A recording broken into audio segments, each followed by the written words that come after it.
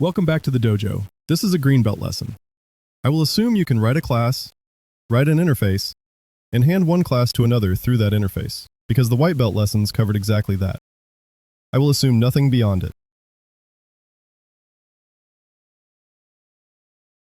Here is a method somebody shipped. It is 4 lines. 2 of them are a comment explaining why, 1 is the signature, and the last one throws. The class implements an interface. The interface says this method exists. This class cannot do it, and there is no body anybody could write that would make it able to. So it compiles, it ships, and it waits. And this is not the only one. Every implementation of that interface in this code base has at least one method that looks exactly like this.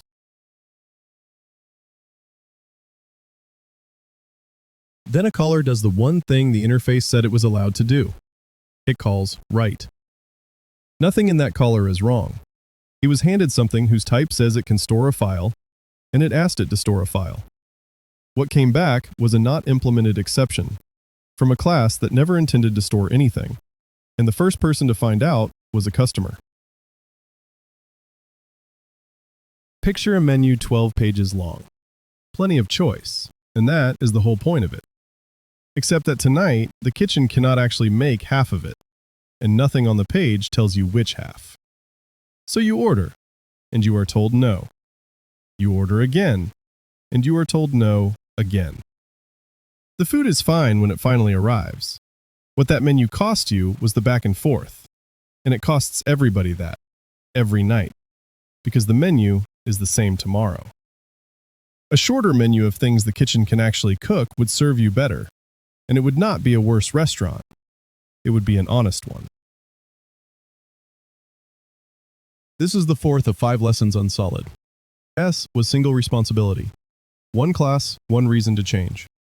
O was open-closed. New behavior arrives as new code. L was Liskov substitution. A subclass keeps every promise its base type made. This one is I, the interface segregation principle. It was named by Robert C. Martin, who set it out in the C++ report in the 1990s, in the series of articles that later became the 5 principles we call Solid. The idea in 1 sentence. No caller should be made to depend on a method it never calls. Martin's own wording is that clients should not be forced to depend upon interfaces they do not use. And the word clients there means the code doing the calling.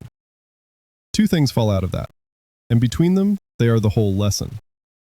If the interface is wider than the job, every class implementing it has to fake the parts it cannot do, and every caller using it depends on all of it, including the faked parts, with no way to tell which those are. So here's the interface, and here's the shape of the problem. 6 members. Read a file, write a file, delete a file, list what is there, take a snapshot of the lot, and set who is allowed in. Every one of those is a genuine thing a file store does, and that is exactly why it looks reasonable sitting there. Nobody sat down and designed this in one go. It grew, 1 member at a time, and each one was justified on the day it was added by somebody who needed it. And here's the class it was written for. A folder on disk really can do all 6.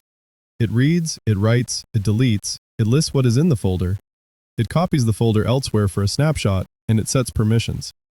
Nothing here is faked, and nothing here throws. If this were the only implementation, there would be no lesson and no problem. And that is worth noticing. A wide interface with 1 implementation looks completely fine right up until the second one turns up. Which it does. This store reads files out of a package that shipped with the application. They sit on a read-only medium, and there is nobody to grant access to. It can read, and it can list. That is the entire truth about this class. The other 4 members are here because the interface says they are here, and this is what is inside them. Throw new, not implemented exception. 4 times over.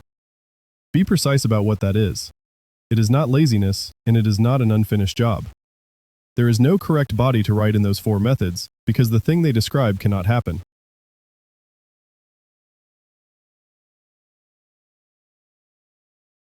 Now the caller, and this is the half people miss. The thumbnail maker reads an image and writes out a smaller version of it. Look at its constructor. It takes iFileStore. So a class whose entire job is reading now depends on writing, deleting, listing, snapshotting, and permissions, none of which it calls. Add a member to that interface next year, and this class is recompiled and retested for a capability it has never once used. And here is the bill for that, the first time somebody tries to test it. To check that the thumbnail maker reads a file and shrinks it, you need a stand-in for the store. The interface has 6 members, so the stand-in has 6 members. 5 of them are there to satisfy the compiler and will never be called by this test or any other. That is not a testing problem to be solved with a clever, mocking library. It is the interface showing you, in the plainest way available, what it has done to every class that touches it. Run it. The package store reads and then throws on write. The disk store reads and then writes because it genuinely can do both. Same interface, same call, same line of code, and the only way to find out which of the two you are holding is to call it and see what happens. So there are 2 bills, and they arrive at different times. The implementer pays first. In members, it has to write and cannot honor. The caller pays later, at runtime, because nothing in the type it was handed says which half of the menu is real. And the compiler is perfectly content the whole way through. All 4 of those throwing methods match the interface exactly. Shape is the only thing it checks, and the shape is fine.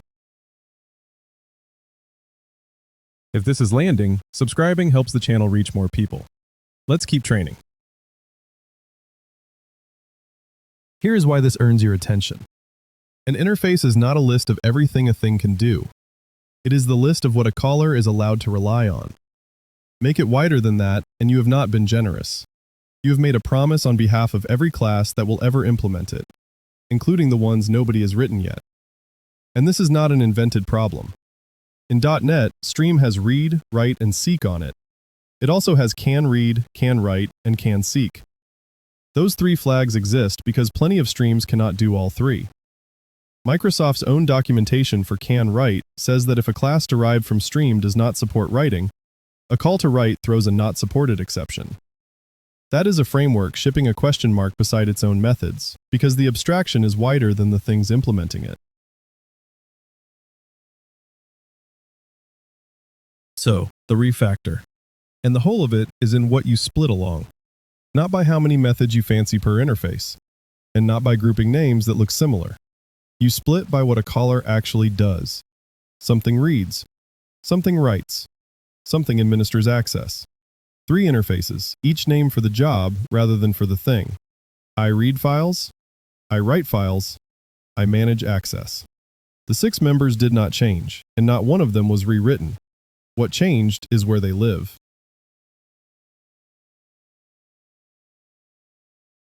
Here's the package store now. It implements iRead files and nothing else. Look for the throw. There isn't one, and there is nothing left in the class it could be hiding in. We did not handle the problem more gracefully. The 4 methods that had no honest body are simply not here, and the type now says out loud, in its declaration, exactly what this class can do.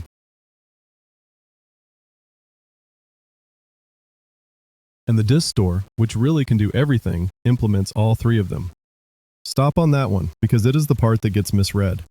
Segregating an interface does not mean segregating the class.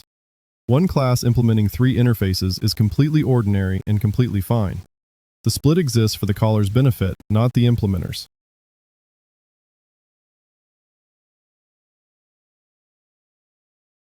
So the thumbnail maker asks for I read files. 1 member. The stand-in you write to test it has 1 method in it instead of 6, and it fits on a single line. And read that constructor as documentation now, because that is what it has become. This class reads files. It does not write, and it does not delete, and you did not have to open the body to know it.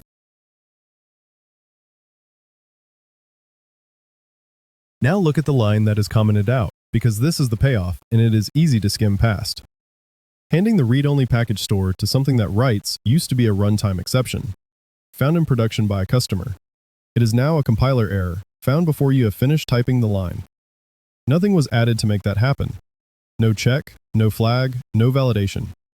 The failure moved from runtime to compile time purely because the type finally says what it can do. Run it. The thumbnail maker reads from the disk store and then from the package store, and it neither knows nor cares which one it has because both of them really can read. The publisher writes, using the one store that can write. Nothing throws because nothing was asked to do something it cannot do.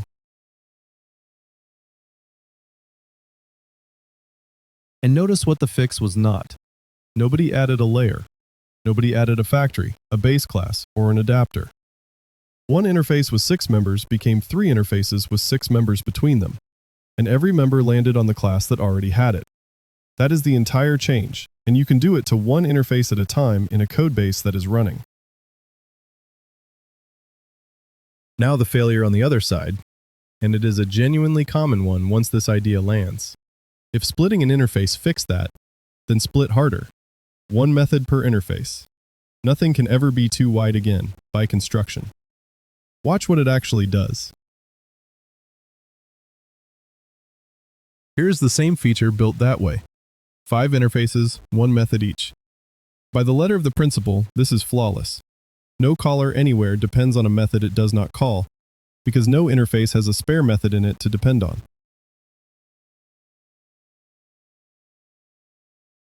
And here is a class that copies a file from one store to another. It reads one, it writes one, it checks the listing, and it needs access. 4 interfaces in the constructor. And here's what that costs. Read those 4 parameters and try to say, in a sentence, what this class is for.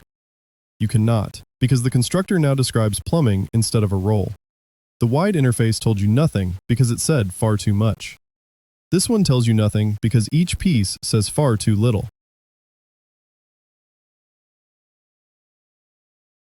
So here's the test, and it is one question. What does this caller do in a few words? It reads files, it publishes a build. That answer is your interface, and it names it for you at the same time. If you cannot give the answer without using the word "and" 3 times, the interface is too wide. If you cannot give it without listing method names, it is too narrow. Interface segregation was never about size. It is about matching an interface to a role that some caller actually plays. First mistake, and it is the usual one. This is not a rule that says interfaces must be small. A 6-member interface where every caller uses all 6 is a good interface, and splitting it up would make the code worse for no return. The number of members was never the measure. The question is whether any caller is being made to carry something it does not use. Second, splitting an interface does not mean splitting the class behind it. It is completely normal for one class to implement 3 of them, and that is exactly what the disk store does here. If you find yourself creating one class per interface to keep them tidy, you have segregated the wrong thing, and you have bought yourself a second problem. Third, and it is the reason we started where we did, a not implemented exception sitting in a shipped class is not a to-do item. It is a design result. It is the exact moment a type was made to claim something it cannot do, written down in code by the one person who knew for certain it could not. So when you meet one, read it as evidence about the interface before you read it as a class somebody forgot to finish. So, to recap, no caller should be made to depend on a method it never calls. When an interface is wider than the job, the class implementing it fakes what it cannot do, and every caller depends on the fake without being told which parts those are. Split by role, not by size, and name each interface for what the caller does with it. And here's this week's drill. Search your own code for not implemented exception, and for methods with an empty body and no explanation. Every hit is a place where a type was made to claim something it cannot do. Pick one, look up at the interface above it, and write down which callers would still compile if that member was not on there. Train hard, and I'll see you in the dojo.